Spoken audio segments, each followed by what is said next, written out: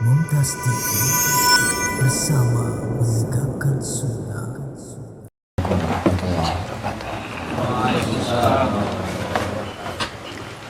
Alhamdulillahirrabbilalamin. Assalatu wassalamu ala asyrafil anbiya'i wal mursalin Nabiyyina Muhammadin wa ala alihi wa ashabihi ajma'in. Wa la hawla wa la quwwata illa billahi rabbil alamin. Asyhadu an la ilaha illallah wahdahu la syarika lah, asyhadu anna Muhammadan abduhu wa rasuluh. Allahumma salli wa sallim mubarak ala nabiyyina Muhammad wa ala alihi wa ashabihi ajma'in, amma ba'd. Akhwani fiddin, azani Allah wa iyyakum. Alhamdulillah, kita lanjutkan kajian kita, masih membicarakan tentang kisah Nabiullah Musa alaihi salatu wassalam dengan Fir'aun dan bala tentaranya. Setelah peristiwa perhelatan antara Nabi Musa dengan tukang sihir, yang kemudian tukang sihir itu setelah mengetahui hakikat bahwasanya yang dilakukan oleh Nabi Musa itu bukan sihir tapi yang lain, maka mereka beriman. Mereka diancam oleh Fir'aun untuk dibunuh, dan akhirnya mereka pun dibunuh. Pagi hari mereka tukang sihir, sore hari mereka adalah orang-orang yang mati syahid. Kemudian Bani Israel kembali ke tempatnya, diperlakukan secara ditindas oleh Fir'aun dan bala tentaranya. Kemudian Allah Subhanahu wa Ta'ala memberikan peringatan kepada Fir'aun dengan berbagai macam peringatan, semoga dia mau untuk bertobat kepadanya. Pertama yang sudah kita baca adalah laqad akhadna ala fir'auna bis-sinin wa naqsim minats tsamarat, ini masa paceklik dan kurangnya buah-buahan, kurangnya makanan, la'allahum yadhakkarun. Lanjutkan, fa'idza ja'atuhumul hasanatu, apabila telah datang kepada mereka kebaikan. Kebaikan ini adalah al-khisbu wal ghina, musim subur dan kekayaan. Qalu, mereka mengatakan, lana hadhihi, semua ini karena kita. Ai nastahiqquha, semua ini kita berhak untuk mendapatkan ini semua. Walam yashkuru 'alaiha, dan mereka enggak mau mensyukuri atas nikmat itu. Fa in tusibuhum sayyi'atun, apabila mereka terkena kejelekan, mereka menimpa kepada mereka sayyi'atun, ai jadbun wa bala, musim paceklik dan ujian. Yattayyaru, maka mereka itu yatasya'amu, mereka itu merasa sial bi Musa wa man ma'ahu, dengan Nabi Musa, dengan Musa dan kaum mukminin yang bersamanya, minal mukminin. Ala innama ta'iruhum, ketahuilah bahwasanya syukmuhum, nasib sial mereka itu indallah, itu adalah karena kehendak Allah. Ayatihim bihi, Allah yang mendatangkan itu kepada mereka. Walakinna aktsarahum la ya'lamun, tapi kebanyakan mereka tidak mengetahui annama yusibuhum min indihi, bahwa apa yang menimpa mereka itu datang dari Allah Subhanahu wa ta'ala. Wa qalu, dan mereka mengatakan li Musa kepada Musa, mahma ta'tina bihi min ayatin litasharana biha, apapun yang kau datangkan kepada kami dari tanda-tanda kekuasaan, bukti-bukti, litasharana biha, untuk engkau sihir kami dengan itu semua, fama nahnu laka bimu'minin, kami enggak akan pernah mau beriman. Fada'a alaihim, maka Nabi Musa pun akhirnya berdoa untuk keburukan mereka. Jadi ucapan semacam ini ya kawan, yang menyebabkan salah satu di antara sebab kenapa Allah Subhanahu wa ta'ala tidak memberi hidayah kepada Fir'aun dan bala tentaranya, meskipun berbagai bukti sangat amat nyata. Ini kata para ulama kita, al-insanu mu'akhadun bilisani, orang itu akan dihukum oleh Allah dengan lisannya. Jadi hukum oleh Allah Subhanahu wa ta'ala dengan lisannya. Jadi orang itu kalau sudah bicara kayak begini, apapun yang kamu lakukan, kita nggak akan mau percaya. Kalimat-kalimat itu yang bisa menutup dirinya, sehingga Allah Subhanahu wa ta'ala tidak memberikan hidayah kepadanya. Akhirnya fada'a alaihim, Allah Subhanahu wa ta'ala, Nabi Musa berdoa keburukan untuk mereka. Allah mengabulkan. Fa arsalna 'alaihim tufan, akhirnya kami utus kepada mereka, kami kirim kepada mereka tufan. At-tufan wa huwa, yaitu ma'un dakhala buyutahum, air yang masuk ke rumah-rumah mereka. Wa wasala ila hulukil jalisin, dan sampai kepada leher kalau posisi duduk. Sab'ata ayyam, selama 7 hari. Banjir kalau bahasa kita. Banjir duduk ya berarti begini. Setengah meter. Ya? Lebih dikit. Itu yang banjir air bah itu, tapi nggak lama. 7 hari. Itu yang pertama. Kemudian mereka tetap nggak mau beriman. Allah kirim lagi wal jarada, dan jarad itu belalang. Fa'akala zara'ahum wa simarahum. Jadi tumbuhan itu atau jarad itu, belalang itu makan tanaman mereka dan buah-buahan mereka. Kadzalika wal kummala, dan kummal itu as-sus. Sus itu apa ya? Tahu yang biasanya muncul di beras kalau lama nggak dimasak itu apa jadinya? Kutu beras, bubuk. Iya istilah kutu beras. Awlau'un minal qura, ini awlau'un atau kummal itu sebangsa qura. Qura itu binatang kecil kayak itu, tapi di kasur yang biasa kan bikin orang sakit itu, tinggi. Ya bu, jangan kok tinggi. Fatatba'u ma tarakahul jarad. Fatatba'u ma tarakahul jarad, yang sisa-sisa yang masih ditinggalkan oleh jarad itu akhirnya dihabisi oleh binatang-binatang itu. Pokoknya binatang kutu lah gitu ya, kutu. Wallafadi'a, dan zafadi bentuk jamak dari difda. Difda itu kata kodok. Famala'at buyutahum, kodok-kodok itu memenuhi rumah-rumah mereka. Wa ta'amahum, dan makanan-makanan mereka. Gambarannya itu dimanapun mereka tinggal, di situ ono kodok. Arep atus sun banyune ono kodoke. Yani makanan mau dimakan itu tiba-tiba di tempat makan ono kodoke gitu. Itu dhafati. Wadam, dan darah. Fi miyahihim, air mereka tiba-tiba berubah menjadi darah. Semua itu adalah ayatin mufassalat, tanda-tanda kekuasaan Allah yang jelas, yang gamblang. Mubayyanat, yang gamblang. Tapi fastakbaru anil imani biha, mereka tetap tak mau, mereka tetap nyombong, tidak mau beriman kepada risalahnya Nabi Musa. Wakanu qauman mujrimin, dan mereka adalah kaum yang pendosa. Walamma waqa'a alaihim ar-rijsu, tatkala tatkala azab itu telah menimpa mereka dan mereka tidak bisa untuk menghilangkannya.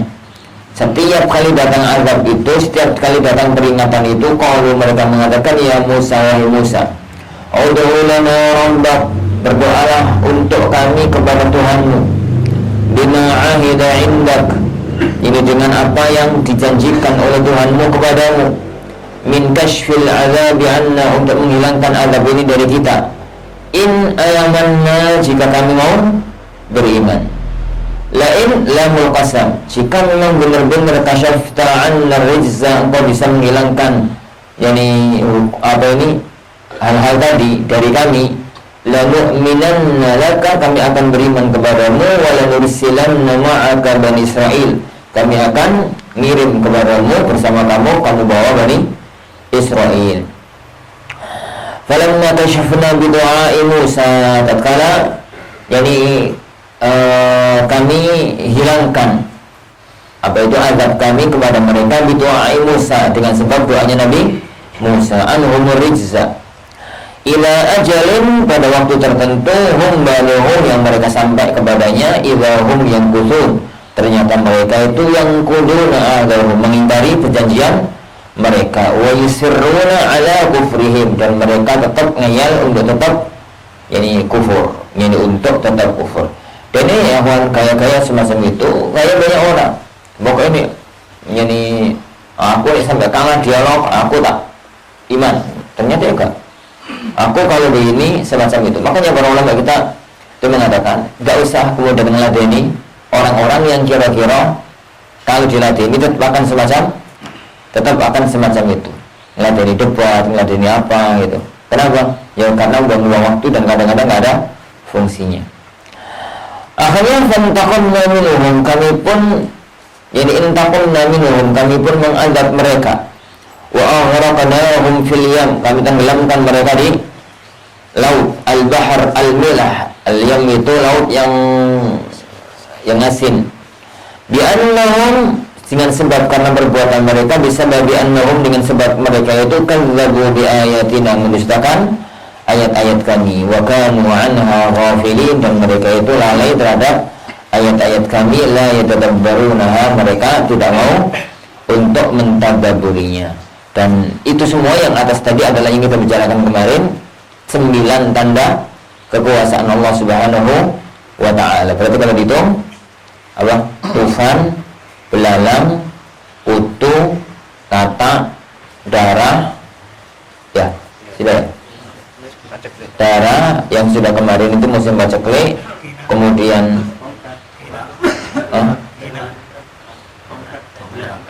kemudian tongkat, ular, tangan bercahaya, terakhir tenggelamnya mereka di Laut Merah. Itu kalau dihitung, bisa jadi ada yang kelewatan. Wa awrasna, kemudian kami berikan al-qauma, kepada kaum alladzina kanu yustada'afun, kami berikan kepada kaum yang mereka itu dianggap lemah, bil isti'bad, diperbudak. Wa hum Bani Israil, yakni Bani Israil, masyariqal ardi wa magharibaha, arah timur bumi dan baratnya bumi. Allati barakna fiha, di negeri yang kami berkahi padanya, bil ma'i wasyajar, jadi diberkahi dengan adanya air, diberkahi dengan adanya pepohonan. Sifah lil ard, sebagai sifat pada bumi, wa hiya Syam, yaitu negeri Syam. Ceritanya itu setelah mereka itu meninggalkan negeri Mesir, kemudian mereka bisa melewati laut Merah, dengan terbelahnya Laut Merah tersebut, kemudian mereka bisa sampai ke seberang, dan Firaun dengan bala tentaranya tenggelam di Laut Merah dengan dilihat langsung secara nyata oleh orang-orang dari kalangan Bani Israil. Akhirnya mereka pun balik, kawan mereka itu nggak mungkin balik ke Mesir meskipun Firaun sudah mati, karena negeri itu negeri tempat mereka kemarin diazab. Kemudian mereka ingin untuk balik ke asal muasal mereka, dan asal muasal mereka adalah Nabi Yakub alaihissalatu wassalam, dan Nabi Yakub itu tinggalnya di negeri Syam. Akhirnya mereka pun balik ke negeri Syam. Dan itu makna firman Allah Subhanahu wa ta'ala, kami wariskan, kami berikan kepada mereka orang-orang yang kemarin dijadikan budak itu bisa kembali ke negeri tempat mereka berada, yaitu negeri yang Allah berkahi, negeri Syam.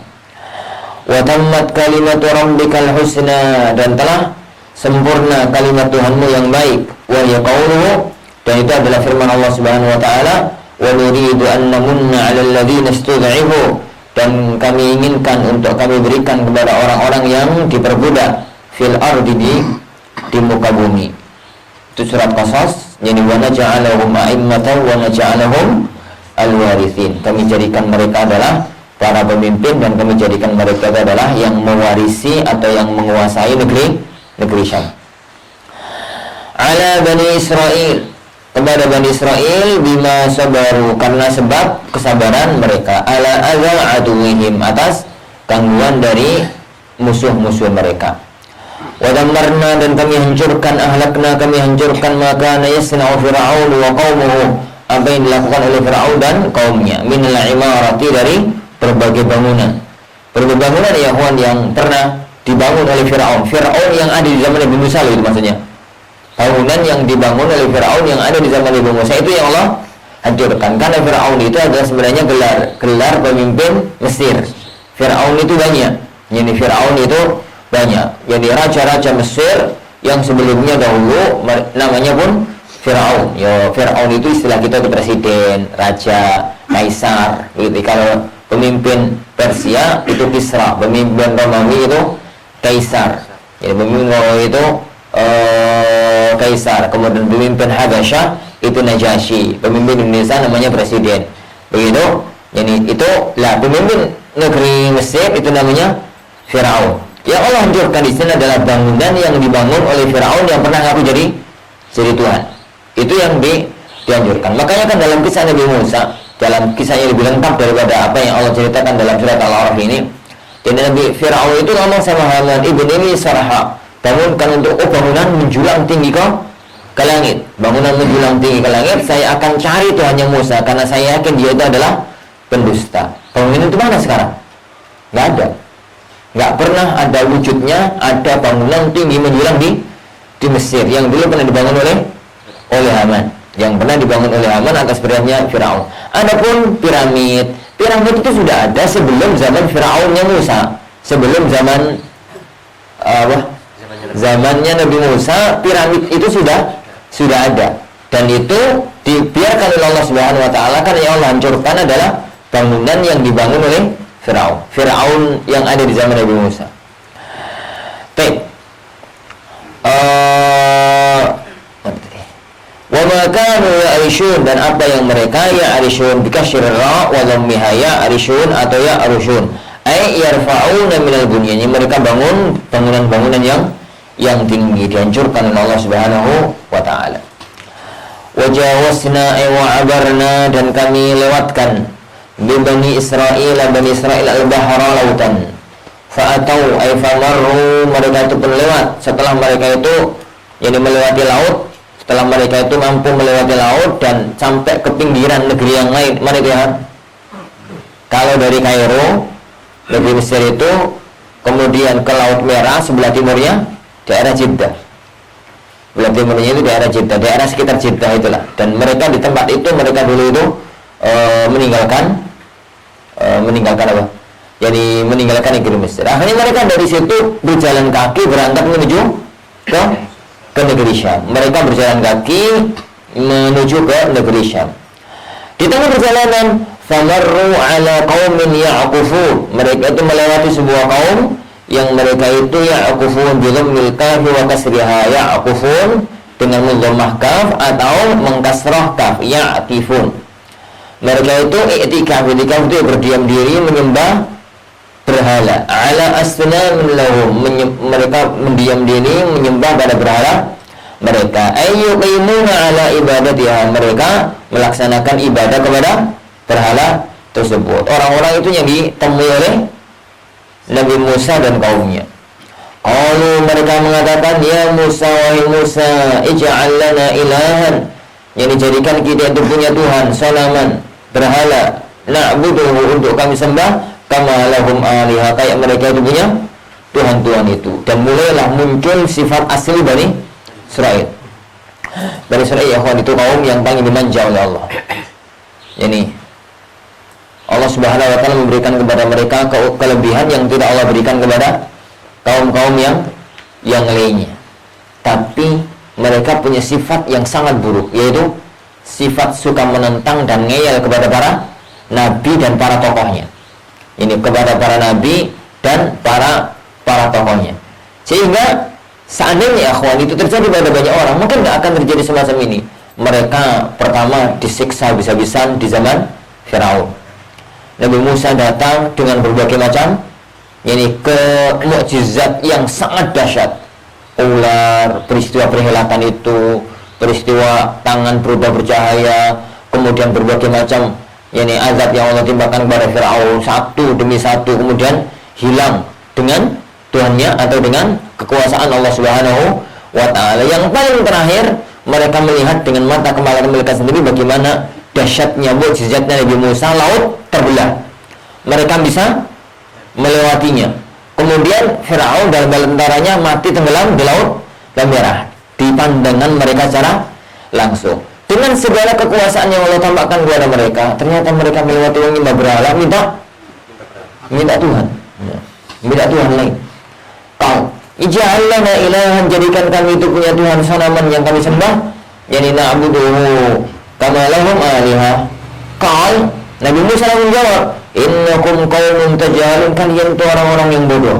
Haitsu qabaltum ni'matallahi 'alaikum bima qultumu, di mana kalian itu jadi membalas nikmat yang Allah curahkan kepada kalian bima qultumuhu, dengan apa yang barusan kalian katakan tadi. Semua nikmat yang Allah berikan ini kepada kalian itu ternyata balasannya adalah kalian mengatakan semacam tadi. Inna haula, aslinya mereka orang-orang yang menyembah berhala itu mutabbarun ay halikun, orang-orang yang binasa. Ma hum fihi, apa yang mereka terdapat padanya. Fa batilul ma kanu ya'malun, dan batillah apa yang mereka lakukan. Qala Nabi Musa kembali mengatakan, aghairallahi abghikum ilahan, apakah aku akan menjadikan Tuhan selain Allah, ma'budan, sesembahan selain Allah. Wa asluhu abghi lakum, aku akan mencarikan untuk kalian. Wa huwa faddalakum 'alal alamin, padahal Allah telah memberikan kelebihan pada kalian di atas seluruh alam semesta. Ai fi zamanikum, di zaman kalian itu. Bima dzakarahu fi qaulihi, dengan apa yang Allah sebutkan di ucapannya. Tatkala yani faddaltukum, Allah itu memberikan, ini mengutamakan mereka bukan untuk semua alam semesta. Dipastikan bahwasanya para sahabat lebih utama dibandingkan dengan mereka. Para sahabat Nabi SAW, umatnya Muhammad SAW lebih utama dibanding mereka. Tapi Allah lebihkan mereka atas semua alam di zaman mereka masih ada. Di zaman mereka ada, di zaman mereka hidup, Allah kasih kelebihan dibandingkan umat-umat yang lainnya.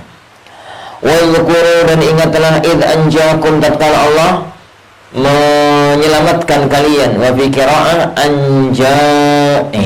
id anjainakum, tatkala kami menyelamatkan kalian. Wa fi qira'ah, dalam bacaan yang lain anjakum, Allah menyelamatkan kalian. Min ali fir'aun, dari bala tentaranya Fir'aun. Yasumunakum, yang mereka itu yukallifunakum wa yudhikunakum, memberikan beban pada kalian dan menimpakan kepada kalian su'al azab, siksaan-siksaan yang pedih, asyaddahu, yang berat, yang sangat berat. Wa siksaan itu bentuknya adalah yuqattiluna abna'akum, membunuh anak-anak laki-laki dari kalian. Wa yastahyuna ayastabaquna nisa'akum, membiarkan hidup anak-anak perempuan. Wa fi dzalikum, pada itu semua, yani ay al-inja awil azab, yani Allah itu semua maksudnya adalah Allah menyelamatkan dan azab. Bala'un adalah satu bala, in'amun aw ibtila adalah kenikmatan atau ujian. Mir rabbikum, dari Tuhan kalian, azim, yang besar. Afala tatta'iduna, apakah kalian tidak mau mengambil peringatan, mengambil pelajaran. Fatantahuna amma qultum, lalu kalian mau berhenti dari apa yang kalian katakan. Baik, sampailah kemudian mereka ke Baitul Maqdis, ke Palestina. Wa wa'adna, dan kami janjikan, bil alif wa duniha, dengan alif. Wa wa'adna, itu kalau pakai alif. Wa duniha tanpa alif, wa wa'adna, wawunya itu nggak pakai alif. Wa wa'adna Musa, kepada Musa, 30 lailatan, selama 30 malam. Nukallimuhu indantiyahan, yang nanti di akhir hari yang ke-30, 30 malam itu 30 hari maksudnya. Jadi dalam bahasa Arab asli ya, 30 hari itu istilahnya 30 malam. Kenapa? Karena hari dimulai dari malam. Hari itu dimulai dari malam. Nah, nukallimuhu, yang kami akan langsung bicara kepada Musa indantihaiha, kalau sudah selesai hari yang ke-30. Bi an yasumaha, untuk Nabi Musa berpuasa. Jadi setelah mereka berada di kalangan Bani Israel dan Nabi Musa tinggal di tengah-tengah mereka, maka Nabi Musa mohon kepada Allah Subhanahu wa taala memberikan kepada mereka kitab untuk undang-undang kehidupan, undang-undang beragama, untuk undang-undang bermasyarakat. Jadi kitab suci yang untuk menjadi acuan dalam menangani kehidupan agama dan kehidupan bermasyarakat. Akhirnya Allah Subhanahu wa taala memerintahkan kepada Nabi Musa untuk berangkat ke Bukit Turi Sina, untuk berada di sana beribadah kepada Allah dengan berpuasa. Jadi puasa dan ibadah, bukan semedi. Jadi bukan bersemedi, tapi berada di sana beribadah kepada Allah Subhanahu wa taala, berzikir, ini apa itu berzikir, ibadah, berzikir, ibadah, begitu sampai Jadi asalnya adalah 30 hari. Baik, nanti janjinya Allah kalau di hari yang ke-30 maka akan langsung diajak bicara oleh Allah Subhanahu wa taala. Wa hiya Dzulqa'dah. 30 hari ini adalah bulan Dzulqa'dah. Jadi Musa pas sampai di Bukit Turi Sina itu awal Dzulqa'dah. 30 hari berarti akhir Dzulqa'dah. Fasamaha, lalu Nabi Musa pun puasa pada bulan itu 30 hari. Falamma tammat, tatkala sudah selesai, maksudnya sudah hari yang ke-30, dia itu yakin kalau Allah akan mengajak bicara kepadanya. Angkara khulufa famihi, maka Nabi Musa itu merasa nggak enak, mulutnya bau. Hari ke-30 itu kan puasa, tetap puasa, dan orang puasa itu mulutnya bau. Jadi mau bicara sama Allah kok bau mulut, kok mulutnya itu bau. Fastaka, akhirnya beliau siwakan. Untuk nomornya Nabi Musa itu untuk menghilangkan bau mulut. Dan memang ciri khasnya orang yang berpuasa itu bau mulutnya nggak enak. Makanya dalam fikih Syafi'iyah itu dimakruhkan bagi orang yang berpuasa jadi untuk bersiwak ba'da zawal. Jadi mulut bau itu setelah perut lapar. Kalau makanya dari pagi, dari mulai dan subuh sampai zuhur itu nggak makruh. Jadi untuk bersiwak. Sampai pun dalam fikih Syafi'iyah. Dalam mazhab Imam Syafi'i rahimahullah taala nggak makruh untuk bersiwak. Kalau dari subuh sampai zuhur. Yang makruh itu adalah dari zuhur sampai jelang maghrib. Itu yang makruh. Alasannya kenapa? Kalau dari pagi sampai zuhur itu belum muncul bau. Belum muncul bau. Lah yang dari zuhur sampai maghrib itu bau efek dari perut lapar sudah keluar ke mulut, dan bau gak enak karena ini orang itu lapar, itu namanya khuluf. Yang kata Rasulullah SAW, la khulufu famis sha'im atyabu indallah min raihatil misk. Yani sungguh bau mulut orang yang berpuasa itu lebih Allah cintai dibandingkan dengan minyak kasturi, minyak misk, gitu. minyak misk. Kata Imam Syafi'i rahimahullah, bau mulut orang yang berpuasa itu Allah cintai. Kalau siwakan bau mulutnya hilang. Menghilangkan sesuatu yang Allah cintai itulah makruh. Menghilangkan sesuatu yang Allah cintai maka itu makruh. Jadi itu sisi pendalilan. Jadi fahami orang mazhab Syafi'i dengan tepat. Nah, titik permasalahannya. Jadi tidak ada satupun para ulama yang mengatakan siwakan itu batal. Jadi puasanya.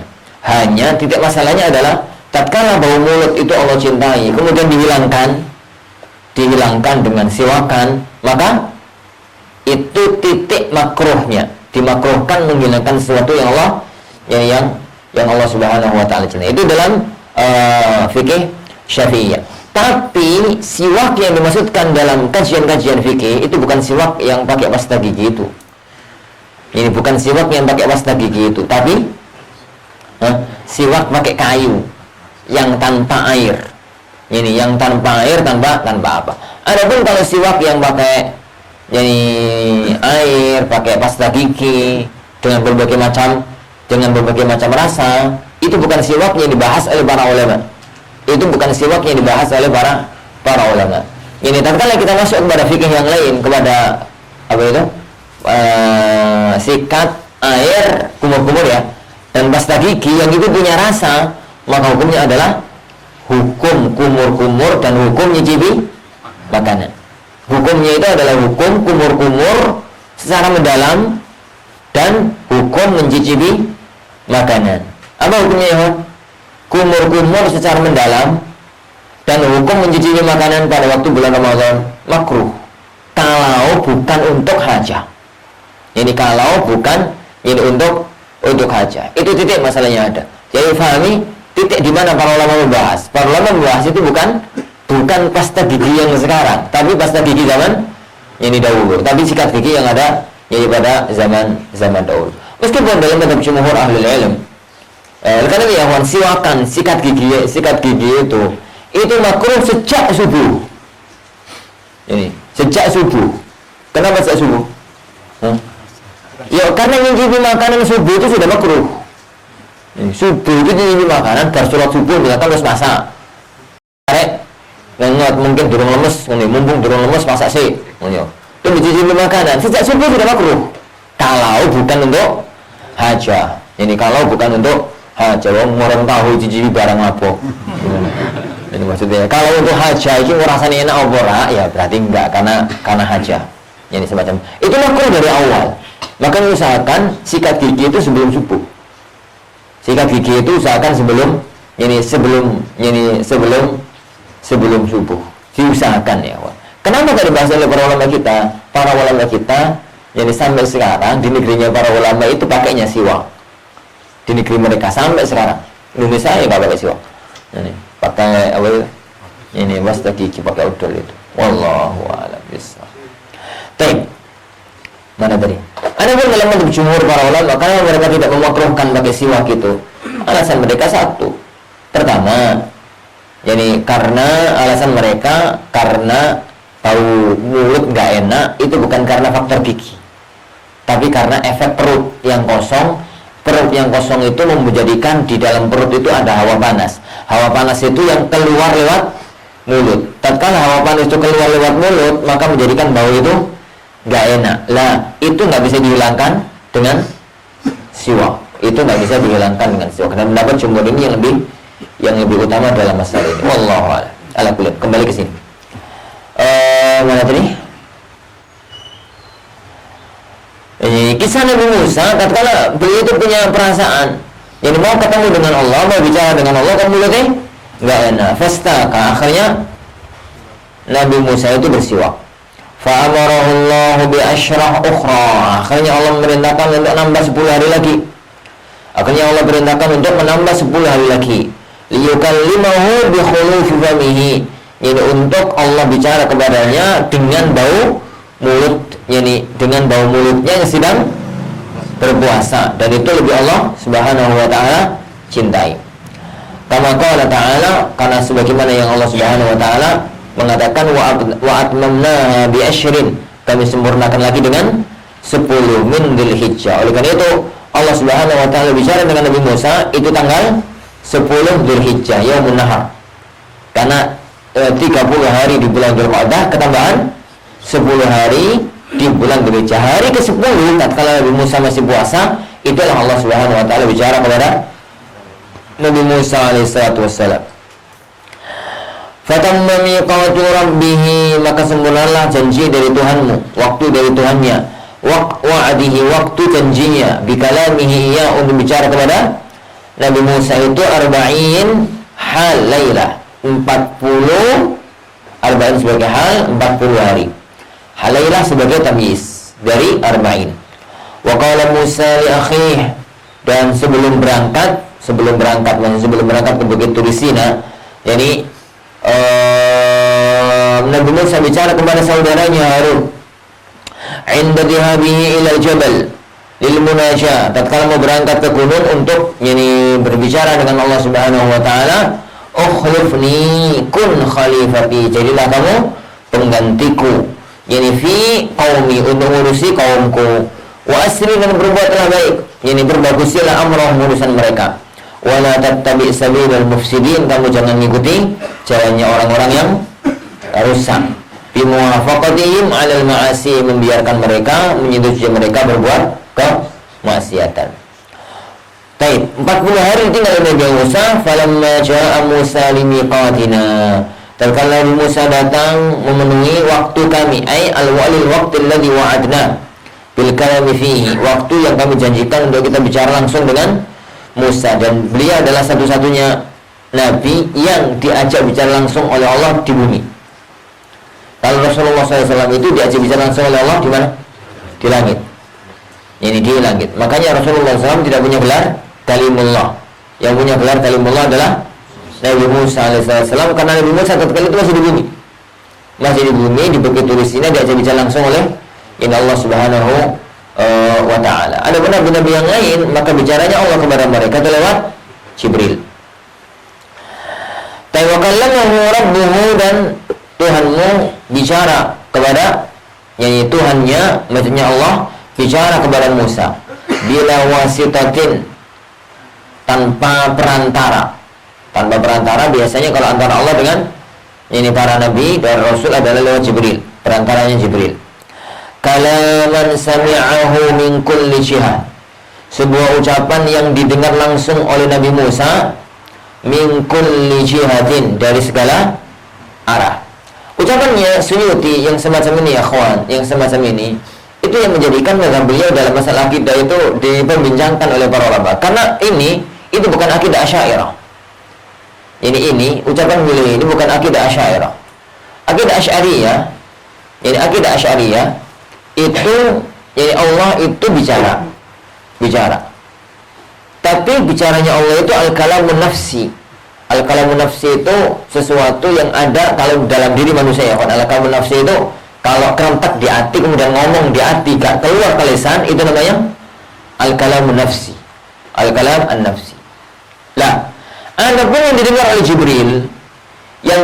Jibril, maka itu adalah makhluk suara yang Allah ciptakan sehingga didengar oleh malaikat Jibril untuk menggambarkan, mengungkapkan tentang al-kalamun nafsi, tentang yang kalam nafsinya Allah Subhanahu wa ta'ala. Nah, makanya tatkala Imam Suyuti rahimahullah ta'ala mengatakan bahwasanya didengar oleh Nabi Musa itu ada langsung ucapannya Allah Subhanahu wa ta'ala, sebagaimana kemarin pada waktu beliau bahas istiwa, beliau ada ngomong bistiwa'in yaliqu bihi, dengan istiwa yang layak dengan Allah Subhanahu wa ta'ala. Maka itu yang menyebabkan para ulama mengatakan Suyuti sebenarnya itu akidahnya apa tuh ya? Dikatakan Asy'ari kok gak, dikatakan ke Asy'ari kok iya. Semacam itu. Karena beliau bukan tokoh di mazhab Asy'ari. Beliau itu adalah tokoh di ulama di bidang ilmu-ilmu yang lain, hanya karena beliau tinggal di Mesir dan rata-rata orang Mesir semacam itu, akhirnya beliau pun terpengaruh dengan mazhab, dengan mazhab mereka. Dan kita menilai seorang alim itu, ya kawan, kita menilai seorang alim itu harus adil. Nilailah seorang alim dengan kondisi lapangan yang ada di zaman itu. Cukup seorang alim itu, ya kawan, secara umum dia itu berusaha untuk mempelajari Al-Quran As-Sunnah, berusaha untuk mengamalkan Al-Quran dan As-Sunnah, dan berusaha untuk mengajarkan Al-Quran dan As-Sunnah dengan apa yang difahami oleh para sahabat dan para ulama-ulama kita. Cukup bahwasanya dia itu adalah seorang Ahlussunnah. Seorang Ahlussunnah. Adapun kesalahan 1, 2, 3, 4, 5, apalagi kalau memang itu adalah didukung oleh kondisi lapangan yang ada di zaman itu, maka tidak ada seorang pun yang bisa keluar dari kondisi lapangan. Tidak ada seorang pun, ya kawan, yang bisa keluar dari kondisi lapangan. Sekarang ini, ya kawan, tatkala ilmu hadis dunia itu dikendalikan, Allah berikan kepada Imam Al-Albani rahimahullah ta'ala. Sampai pulang sufi itu kalau sahih dan dhaifnya hadis, Sahih Al-Albani. Sekarang ini yang begitu dengan dunia. Karena memang Allah sedang semacam itu. Lah, tatkala dulu misalkan, tatkala di zamannya Syekh Ahmad Surkati, zamannya Syekh Ahmad Dahlan, zamannya Fulan wa Allan, zamannya Syekh Ahmad Hasan Persis dan yang lain, dunia itu tokoh dunia yang paling ditokohkan Muhammad Rasulullah, Muhammad Abdu, Jamaluddin Al-Ghani. Kemudian tatkala para tokoh-tokoh dunia, para ulama-ulama negeri kita itu terpengaruh dengan gaya pemikiran mereka, ya wajar. Maka kemudian anak heran sekali dengan sebagian orang yang mengatakan bahwasanya Syekh Ahmad Surkati bukan Ahlussunnah karena pemikirannya terpengaruh dengan Muhammad Abdu. Terus nggak mau terpengaruh dengan Muhammad Abdu, terpengaruh dengan siapa? Memang tokoh dunia zaman itu beliau. Tokoh dunia zaman itu beliau. Tokoh dunia zaman itu Muhammad Abdu, Jamaluddin Al-Ghani dan berbagai tokoh-tokoh yang lainnya. Orang itu tidak akan bisa keluar. Orang itu tidak akan mampu keluar dari kondisi dunia yang ada pada waktu dia itu pada waktu berada. Semacam Suyuti rahimahullah ta'ala dan para ulama-ulama yang lainnya. Wallahu a'lam. Mana tadi?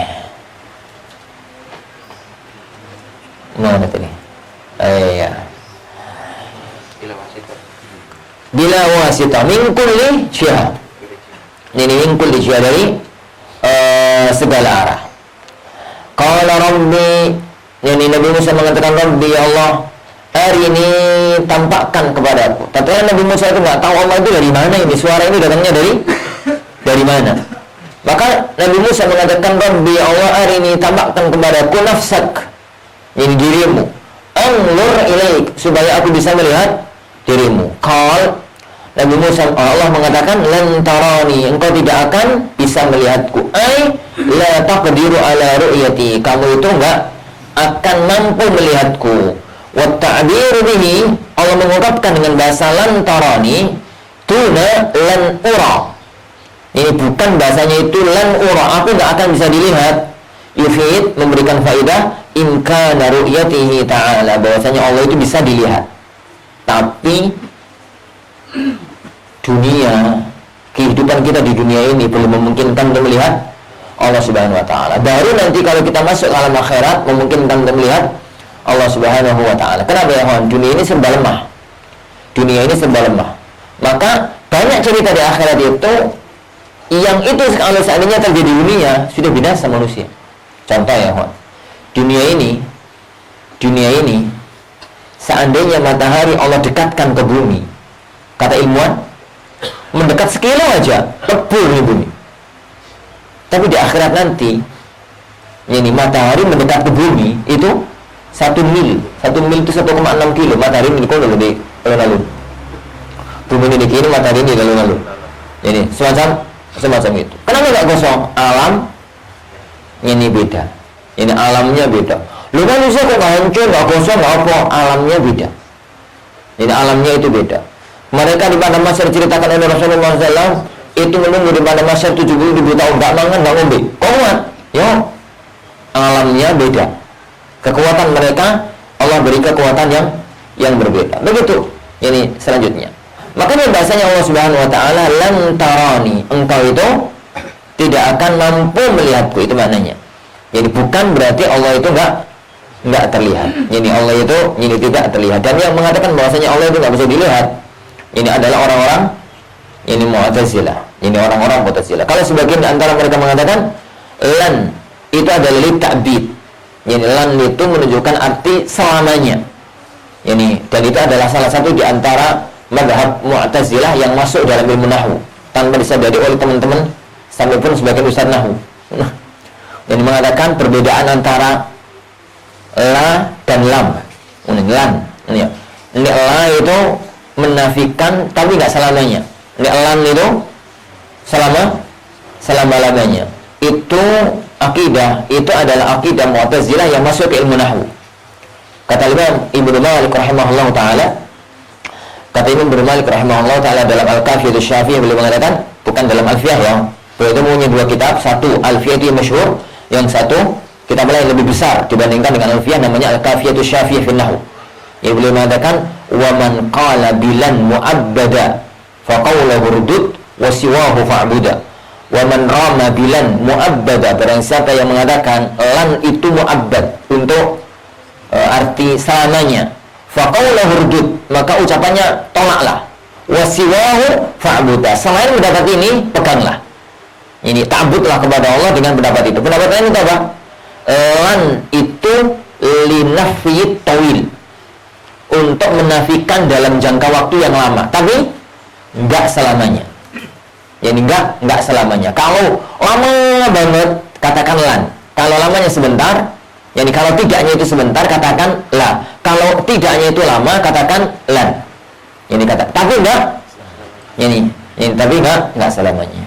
Nah, makanya Allah Subhanahu wa taala mengatakan dalam surat yang lain, walan ukallimal yauma insiya, dan aku enggak akan bicara hari ini penuh pada seorang pun. Kenapa satu hari aja kok dikatakan lan? Enggak ngomong sehari ku suwi. Ini enggak mangan kates sehari enggak apa-apa. Tapi enggak ngomong sehari, semalam enggak ngomong itu sudah lama. Makanya Allah menggunakan bahasa lan. Alas kembali ke sini lah. Allah Subhanahu wa taala mengatakan lan tarani, engkau tidak akan mampu Jadi melihatku. Dialog semacam itu ya, diskusi semacam itu pentingnya diskusi penguasaan ilmu nahwu. Jadi kalau kemudian antum berdebat misalkan ketemu dengan orang-orang yang Mu'tazilah, Allah itu tak mungkin dilihat di akhirat. Lalu Allah itu mengatakan dalam Al-A'raf, lan taroni. Lan itu kata ulama namanya takbir dalam belum mungkin joyo. Kepiye loh. Itu banyak ikhwan yang katakan. Jadi bahwa kekuatan bahasa, yang anda katakan kemarin, kalau antum para ikhwan ya, para asatidzah, kalau pulang ke sebuah kampung, para nyanyi tokoh-tokoh di kampungnya, para kiainya, para santrinya itu rata-rata menguasai nahwu, antum andalannya aja mukhtarat, andalannya aja mulakhos, kuyu dari kucing. Mulakhos diandalkan untuk menghadapi alfiyahnya lucu. Wong alfiyah itu dua level lagi di atasnya mulakhos. Ini alfiyah itu 2 level. Ini di atasnya mulakhos. Makanya anak itu sering marah-marah, setengah marah kalau di kelas. Ini ilmu nahwu yang wajib dikuasai bagi lulusan Mahat Ali adalah alfiyah. Tapi gak ada ajarnya Ustaz, itu yang masalah. Itu yang masalah. Ya apa ya, dalam arti benturan banyak hal.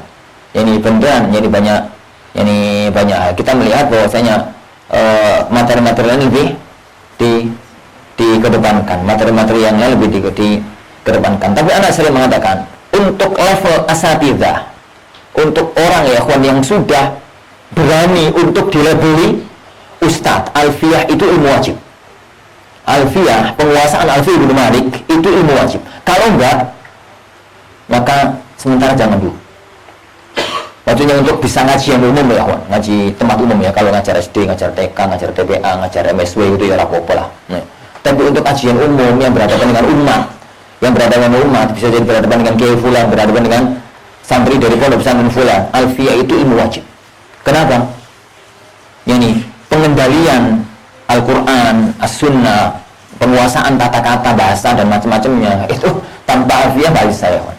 Alfiyah dan yang selevel dengan alfiyah. Karena setelah alfiyah itu terserah kamu baca nahwu, terserah, itu level puncak untuk belajar, untuk tataran ilmiah, ilmu level puncak. Kalau ajar saja Al-Qur'an yo belajar diri untuk ya kan yang di Al-Qur'an jadi selesai takjilun nada itu belajar alfiyah sendiri sudah bisa, tidak harus pakai guru. Apalagi kalau zaman sekarang gurunya banyak, bisa pakai YouTube, pakai itu. Yang jadi masalah adalah ini merasa jadi alim padahal alfiyah gak tembus. Dan alfiyah gak tembus. Anda anti mau tadi nyanyi. Orang nyanyi lah. Baik, yufid imkana ru'yatihi ta'ala. Walakin ninzur, tapi lihatlah. Ya, engkau gak akan mampu melihatku. Tapi lihatlah ilal jabal, ke gunung. Alladhi huwa aqwa minka, yang gunung itu lebih kuat dibandingkan kamu. Fa in istaqarra ay sabata makanahu, apabila dia telah menetap pada tempatnya, fa sawfa tarani, maka engkau akan melihatku. Ay tasbut li ru'yati, engkau akan bisa mantap untuk melihatku. Wa illa fala taqata lak, kalau memang gunung aja hancur, gunung aja enggak mampu, maka kamu juga enggak akan mampu. Falamma tajalla rabbuhu, tatkala Tuhannya Musa itu tajalli ay dhahara min nurihi, ini dhahara min nurihi, menampakkan diri dari cahayanya. Allah itu tertutup oleh cahaya. Ini kata Rasulullah SAW tatkala ini dia ditanya oleh Bunda Aisyah, tatkala jenengan ya Rasulullah sudah berada di Sidratul Muntaha, yang jenengan pada waktu itu sudah bisa mendengar suara goresan pena penulis takdir di Lauhul Mahfuz, yang antara jenengan dengan Allah itu sudah sangat dekat. Ini qaba qausaini au adna, sudah sangat dekat sekali. Lah, Rasulullah ini ditanya oleh Aisyah radhiyallahu anha, hal ra'aita rabbak, apakah engkau tatkala itu melihat Tuhanmu, melihat Allah maksudnya? Yani maka Rasulullah mengatakan nurun anna ara, ada cahaya penutup, enggak mungkin aku bisa melihat ini Allah Subhanahu wa taala. Cahaya itu ya ikhwan, seandainya Allah buka, dunia ini akan hancur. Ini dunia ini akan hancur, gak mampu untuk menahan, gak mampu untuk jadi menghadapi kebesaran ini Allah Subhanahu wa ta'ala. Ini kebesaran Allah Subhanahu wa taala. Makanya nanti di alam surga, di alam akhirat Allah jadikan kondisi alam itu lain, sehingga tatkala Allah buka cahayanya dan kelihatan wajahnya Allah Subhanahu wa taala, maka ahli surga mampu untuk melihatnya. Mahara min nurihi qadra nisfu unmulatil hinsir. Ini Allah menampakkan dirinya dari nurnya, dari cahayanya, cahaya penutup itu Allah menampakkan hanya seukuran setengah unmulah. Ini namanya isba'. Ini ya akhwan namanya isbu. Isbu apa isba' apa isbu apa jari ini. Itu 3 unmulah. 1 2 3. 1 2 3. 3 unmulah. Ini apa? Ruas. Ya, ruas lah. Ini ruas. Setengah ruas. Ya, benar ya, ruas ya? Ya, setengah ruas. Al-hinsir, mana hinsir? Hinsir itu jari ini, jari paling kecil. Jauh jari. Jari kelingking. Kama fi haditsin sahahul hakim, sebagaimana hadis ini ada dalam hadis yang diriwayatkan yang disahihkan oleh Imam Hakim. Yang disahihkan oleh Imam Hakim. Tapi Imam Hakim ya akhwan, Imam Hakim itu seorang alim, hafid agung. Tapi sayang, Allah Subhanahu wa taala tidak menghendaki memang ya akhwan kesempurnaan untuk semua orang, dan taufik Allah itu Allah berikan kepada siapapun. Satu pelajaran berharga ya akhwan dari cerita Imam Hakim. Imam Hakim itu seorang imam al-hafid, al-hafidul kabir. Yang disebut salah satu di antara puncaknya ilmu Islam itu Imam Hakim. Beliau tatkala melihat Bukhari, melihat Muslim, beliau kan hidup di tahun 300-an. Ini melihat Bukhari, melihat Muslim, itu beliau melihat ada banyak hadis yang memenuhi persyaratan Bukhari, memenuhi persyaratan Muslim. Tapi kok nggak dimasukkan Bukhari dan Muslim dalam kitab Bukhari, kitab Muslim. Makanya beliau ingin untuk koreksi, menyusulkan istadrak, gitu ya, menyusulkan hadis-hadis yang memenuhi persyaratan Bukhari Muslim tapi nggak ada dalam Bukhari Muslim. Tapi gaya penulisan beliau itu bukan gaya membukhari. Bukhari itu kalau menulis hadis, satu hadis nggak mau masukkan hadis dalam sahih sampai salat istikharah. Salat istikharah dulu, salat 2 rakaat istikharah, mohon petunjuk kepada Allah, hadis ini saya tulis apa enggak. Mantap, nulis. Jadi ada berapa hadis itu dalam Sahih Bukhari? 3.000-an. Itu berarti 3.000 salat. Ini mau nulis hadis itu salat. Salat itu tak mari-mari. Ini. Dengan Imam Hakim gayanya lain. Beliau itu tatkala nulis hadis itu gaya nulis kitab biasa. Jadi gaya nulis kitab dimanapun ya, orang yang pernah nulis itu kan apapun yang diutak itu dimasukkan itu. Apapun masukkan nih. Nanti kemudian direvisi, dimurajaah, dibuang, ditambahi, diganti dan macam-macamnya. Nah itu beliau lakukan. Beliau nulis ini mustadrak itu. Ini beliau nulis mustadrak itu belasan jilid. Itu ditulis semua yang diletak dan hafalan beliau. Tulis, pokoknya benar, pokoknya salah, pokoknya ditulis. Maunya beliau memurajaah. Setelah selesai, beliau ingin murajaah dari awal. Beliau ingin koreksi dari awal. Ada yang disiapkan, ada yang dibuang, ada yang dihilangkan dan macam-macam. Baru selesai di 3 jilid pertama, yang cetakan terbaru ya. Baru selesai di 3 jilid yang pertama. Qadarullah, beliau meninggal dunia. Qadarullah, beliau yang meninggal dunia. Makanya akhirnya kitab itu sehat. Sebelum yang tak diperiksa itu adalah musawwadah kalau dalam bahasa penulisan, ya masih oret-oretan. Mestinya penulisan itu adalah oret-oretan, periksa awal, periksa kedua baru dikeluarkan untuk orang. Lah, Imam Hakim itu oret-oretan, periksa awal belum kalau didik, terus beliau meninggal dunia. Sehingga di dalam di dalam mustadraknya Hakim itu banyak masalah. Ini banyak permasalahan. 2 abad atau 3 abad setelahnya, Al-Imam Az-Zahabi rahimahullah taala mencoba untuk mengoreksi kesalahan-kesalahan yang terdapat dalam yang mustadraknya Imam Hakim. Tapi karena saking akal salahnya sampai gerobokan Zahabi. Ini lawang yang dikoreksi itu kita oret-oretan kok. Ini pada waktu beliau masuk apa Imam Hakim menyebutkan satu hadis maudhu, hadisnya itu palsu, tapi dimasukkan dalam Mustadrak. Itu membahagu mungkin artinya dalam enak paling kudu ketep. Beliau mengatakan ma ajhalaka ma sa'ati ilmik. Sampai itu goblok men padahal sampean pinter loh. Oh itu ma ajhalaka hadis semacam ini kok sampai dimasukkan di kitab itu piye toh. Ini tapi ya ojo diri ya. Ini wong Arab ning ngono normal. Ini sesuk ono yani kartu karan kaya ngono, sesuk ketemu itu salaman, senyum, pelukan gitu. Sampeyan kan gomati. Gomati diwarisna pisan. Pokoknya aja ketemu karo fulan iku. Allahu a'lam bishawab. Itu Hakim. Jadi itu pelajaran ya, taufik itu datang dari Allah Subhanahu wa taala. Mohon taufik dari Allah Subhanahu wa taala. Ilmu setinggi apapun tanpa taufik, maka tetap satu mustadrak itu jauh levelnya di bawah Sahih Bukhari, jauh di bawah Sahih Muslim. Lil jabali, tatkala Allah itu nampak di gunung tadi, ja'alahu dakka.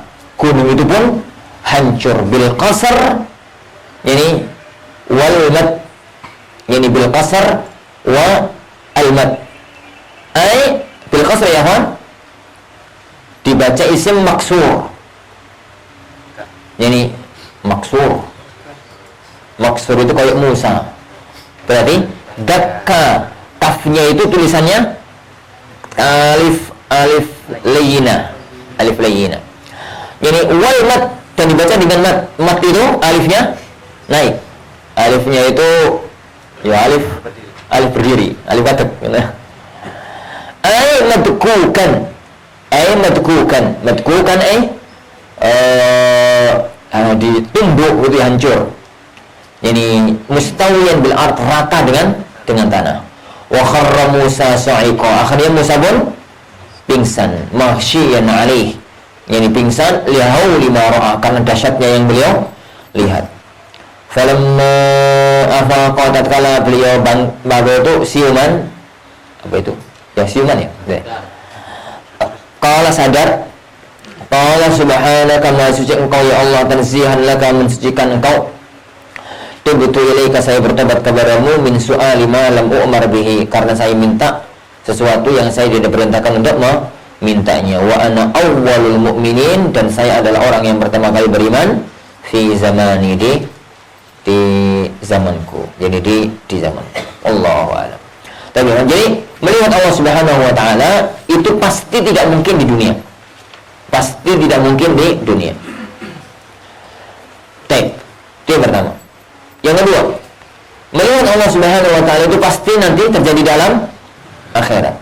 Yang diperselisihkan oleh para ulama itu adalah mungkinkah orang itu melihat Allah di alam mimpi. Jadi mungkinkah orang itu mimpi melihat ketemu dengan Allah Subhanahu wa taala. Itu yang diperselisihkan oleh para ulama, karena dalam dunia ini mimpi, karena tidak ada dalil yang menetapkannya, tidak ada dalil yang menolaknya. Kemudian ada beberapa cerita dari orang-orang soleh, saya itu mimpi ketemu dengan Allah Subhanahu wa taala, sehingga terjadi perhelatan perdebatan yang ada di kalangan para ulama kita. Wallahu a'lam bishawab.